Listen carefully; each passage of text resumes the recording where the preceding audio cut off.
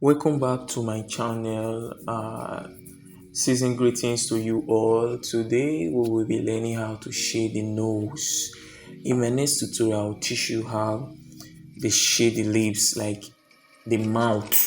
Yes, where we eat and so in this tutorial, I'll break down how I shade the nose with either charcoal powder or graphite pencil. But mainly, I use charcoal powder, but these two nose that is visible here, one is like a light skinned, like the nose is a light skinned nose, and the other is for a dark skinned person. So I'll show you how I did it. Yeah, this is a rough sketch. I'm a grid artist, like I use grid lines, but I just did a rough sketch. The sketch may not be accurate, but the shading will bring this sketch from a 1 over 10 to, and let me say 6 over 10. I'll rate it a 6 over 10. The final phase of this shading, I'll rate it 6, or let me say 5 over 10. That's what shading can do to your drawing. So if you are someone that normally just sketch and you don't shade, there's no way you can bring out that drawing. Understand? So this is an example that you will see. You see how shading can bring this nose into being real. The nose is actually the easiest part of the body to draw. I'm sure that to me is the easiest part to draw. I don't know about others, but to me it's the easiest. Anybody can do it. It's very easy. It's easy and still my favorite place to draw. Or let me say the lips. The lips is my favorite. The lips is my favorite. But the nose is very, very easy to draw, and uh, sometimes it brings out your art. Like it makes your art more beautiful. I know people might say it's the eyes, but to me it's the nose. The nose is pointy and is more visible. Now this is the reference photo, like for the first nose. This is the reference we are using. Pardon my sketch. I repeat, pardon my sketch. It's not 100% accurate, but pardon my sketch. This is just for a tutorial purpose. If I'm trying to go fully, I will use my grid to make it more accurate. But this is for educational purpose only. So while shading, you make sure you notice your darker areas and your light, the mid-tones and your highlights. You understand? Note where your dark place is, where you add more shading, and where you will not add much shading, and where you will not add too much shading, like the dark area, the mid-tone and the highlights. You understand? So in this place I will just show you. So the way I normally shade, I start with the darker area. Most artists may shade all through at first, you understand, to build up layers, but me, like, I normally start with the darker areas to know where to blend from. You understand? So that's how I just draw. I will start from the darker areas to get my dark place first before I can get to the highlights. The thing, like that is just how I shade. It's just a normal guideline for me. So remember, always erase, like use your eraser to just touch those sketch, because those sketches not visible in your main picture, like in the main reference photo. Is the shading, you know, is the shadows that is visible, not the lines. So you know what to do. Either you shade on top and blend so that that line will not show, or you erase and shade where you have erased. So here now I erase the lines, and the other side I just shaded on top of those lines. Since it's graphite, I can manipulate it.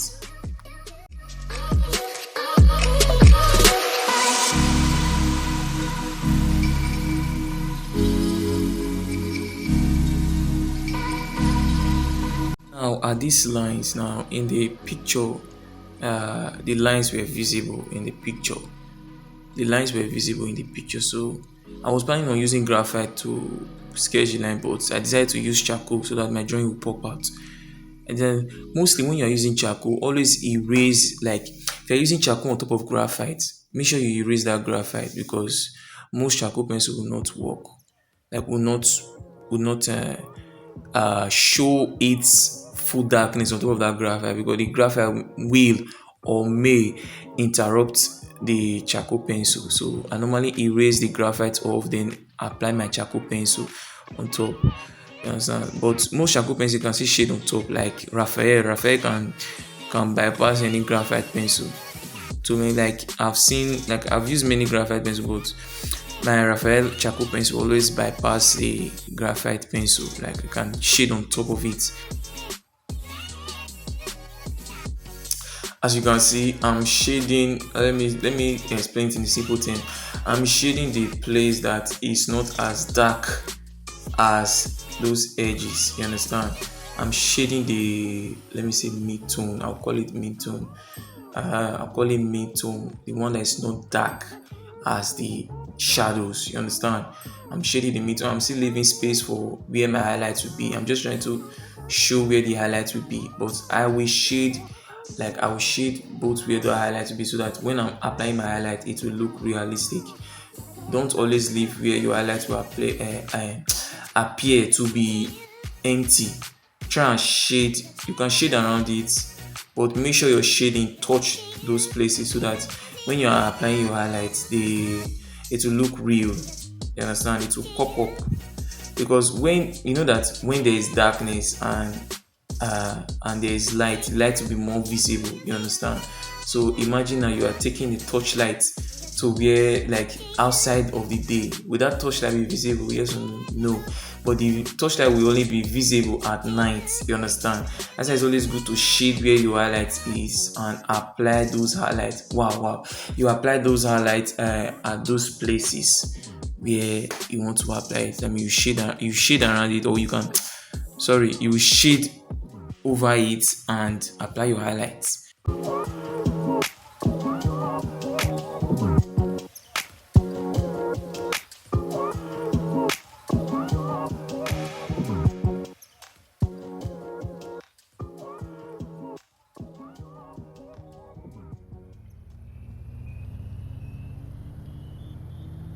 As you can see, I'm shading where my highlight is supposed to be.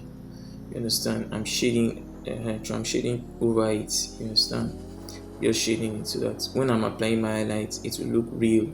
Like that, those highlights I'm applying will pop up. You understand? Will be more visible there. Now for the blending comes the tissue paper.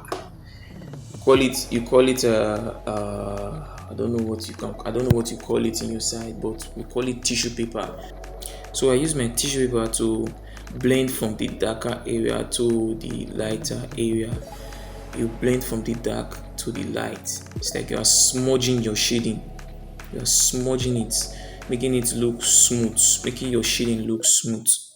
Now comes the the method. You can choose either two method. One is to keep on shading till you get your darker value. Two is to apply your, like, either number two, either you use your charcoal powder. You understand? Use your charcoal powder to just touch those places that are dark, that it needs to be dark, which is your shadows. Or you keep on shading with graphite till you get your dark value. But as for me, I use my charcoal powder. I just blend with my charcoal powder. I apply my charcoal powder to those places that I call it, that you see as the shadows in your reference photo or in your drawings. Charcoal powder is faster for me. You just shade and just apply it. Just choose how dark it should be or how light it should be. It's just faster for me. I'm not a completely graphite artist, but I'm both. I use both medium charcoal and graphite, and it's very good. It's very, very good. Here comes our charcoal powder. If you don't know how to make charcoal powder, this is how to make charcoal powder. Your charcoal pencil, when you're done sharpening the mouth, you scrape those lead, like you scrape the lead, those dust that comes out of it. You store it maybe in a container, or anywhere you can store it, or anywhere you can store it. So this is my charcoal powder, and I'm applying it on those shadow, like the place I see as shadows in the picture or in the drawing, those places I see as shadows. Now it's time to use an angular makeup brush.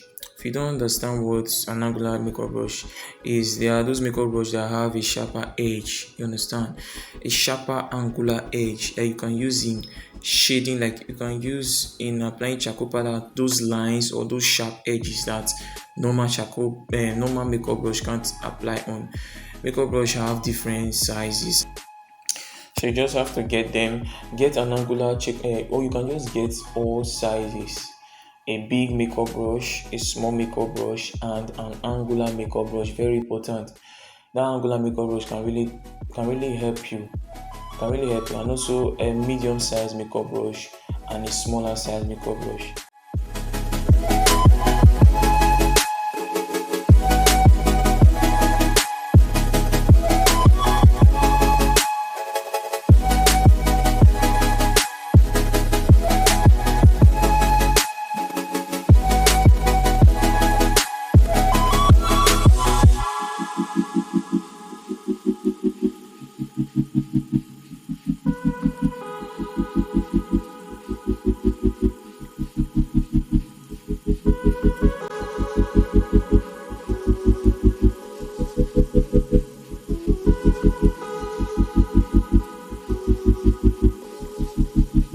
Now it's time for the highlights.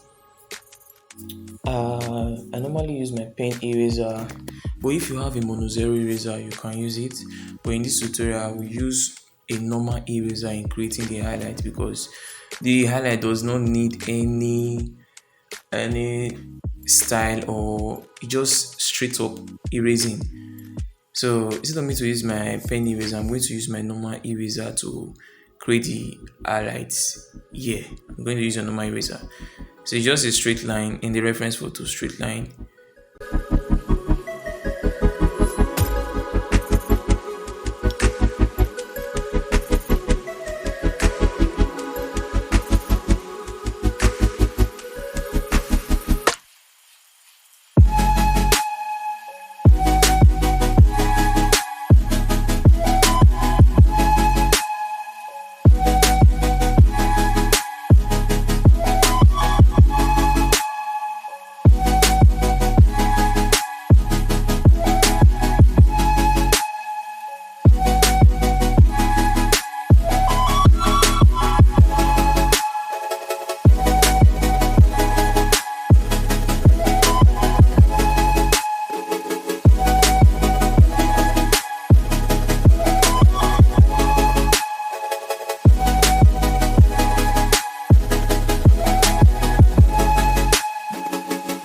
This item here is the kneadable eraser.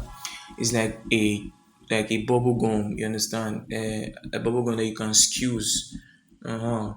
We call it chewing gum. So a gum that you can squeeze, that you can change the shape and everything. It's used to reduce the shading of your drawing. You understand? You can still use it to erase. It's an eraser, but you can use it to create highlights or white spots that are not that visible. You can use it to create all those soft highlights. So yeah, I'm using it to erase all those excess shading I did. So I'm just erasing it to lessen the shading I did. Now onto the next shading, onto the next nose, like the darker skin tone of nose, which is this reference photo. I'm going to be using this. Now you know that in the former video I used my graphite pencil in shading all through. Like I use my graphite pencil in arranging my, like, to know where I want to know the direction of my shading. I use graphite pencil to build up layers. But this, since it's a darker skin tone, I can choose to use charcoal powder all through. Can you use to choose? I can just choose charcoal. I will not make use of graphite since it's a dark skin tone. At first, I will start by drawing or shading those darker areas, which is the nostrils, the line, like the line in between this, like the line of the nose, the edges of the nose, the nostrils, the edges of the nose. Since I'm going through with charcoal, I'm going to do that, and then I'll start using my charcoal powder to just shade. Your mind was wrong. Your mind for sure.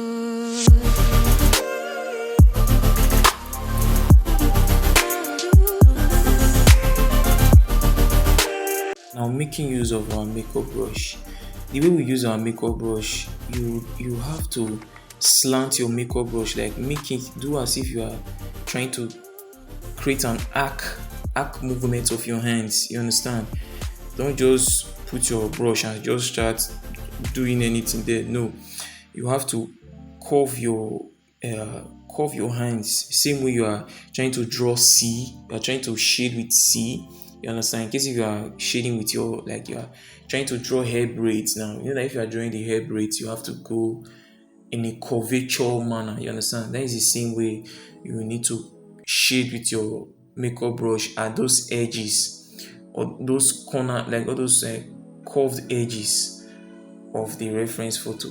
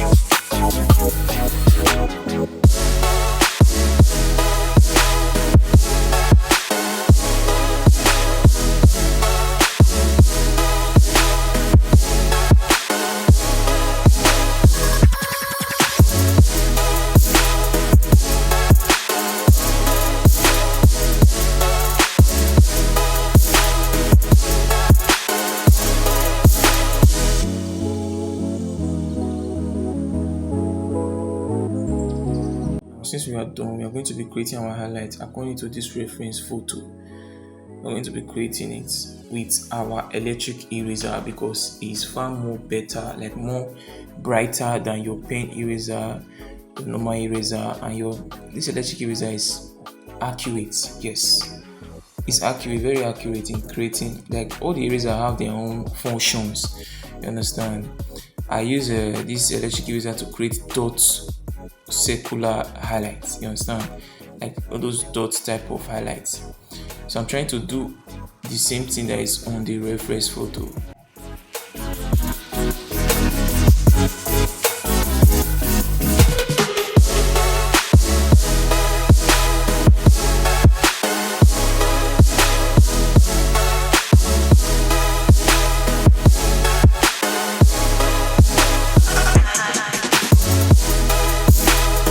Now we are done with our electric eraser. Now to apply our kneadable eraser to just lighten those spots. If this tutorial was helpful, please jam that subscribe button. But if it wasn't, please you can just write it down in the comment section, and I will try my best as much as possible to explain more in detail how to shade the nose. But I'm planning on doing the lip tutorial. I had to shade the lips. I've already done that, but I'm planning on doing, okay, let me say the eyes. How to shade the eyes, what to know about the eyes. So jam that subscribe button, and I will see you there in my next video.